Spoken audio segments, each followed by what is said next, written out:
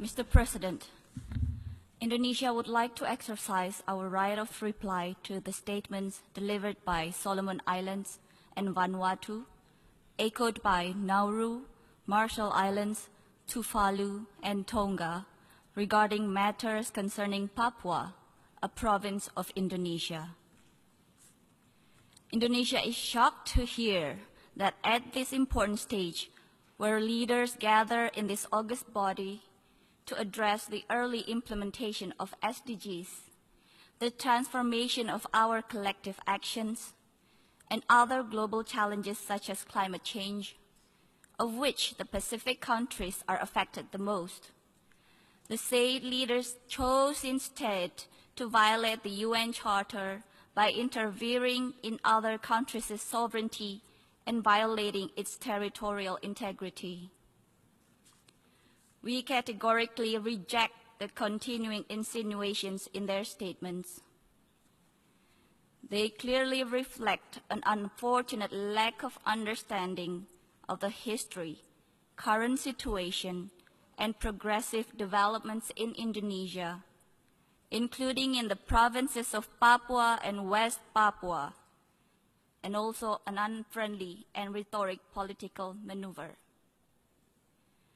Their politically motivated statements were designed to support separatist groups in the said provinces who have consistently engaged in inciting public disorder and in conducting armed terrorist attacks upon civilians and security personnel. Evidently, the statement made by those countries clearly violates the purposes and objectives of the UN Charter and the principle of international law on friendly relations among states, as well as the sovereignty and territorial integrity of states. I repeat, it is a violation of sovereignty and territorial integrity of states. It is highly regrettable and dangerous for states to misuse the United Nations, including this August Assembly. These countries are using the General Assembly to advance their domestic agenda and for some countries to divert attention from political and social problems at home. The said countries are also using false and fabricated information as the basis of their statement. The conducts of these countries undermine the UN Charter and are detrimental to the credibility of this Assembly. Mr. President, Indonesia's commitment to protection of human rights is unquestionable. Indonesia is a founding member of the Human Rights Council.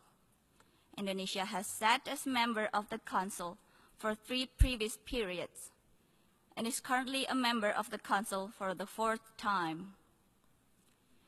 Indonesia is the initiator of the ASEAN Intergovernmental Commission on Human Rights and OIC Independent Permanent Commission of Human Rights. Indonesia has ratified 8 out of 9 core international human rights instruments, all incorporated into our national legal system, in compared 4 by Solomon Islands and 5 by Vanuatu. Indonesia is among few countries who have a continued national action plan on human rights and currently is on its 4th generation of the plan from 2015 to 2019. Indonesia has an active and robust National Commission on Human Rights since 1993, vibrant civil society and free media. Indonesia is also a country with full-fledged democracy in function.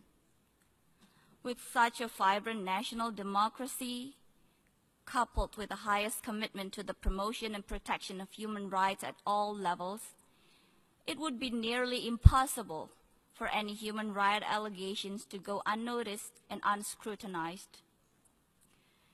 Mr. President, we reaffirm that there are domestic mechanisms in place at the national level in Indonesia, as well as at the provincial level in Papua and West Papua.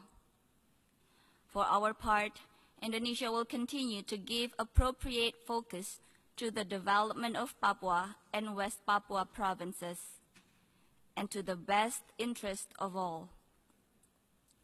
In conclusion, Mr. President, we have a saying in our Asia-Pacific region: when one points the index finger to others, the thumb finger automatically points to one's own face. I thank you.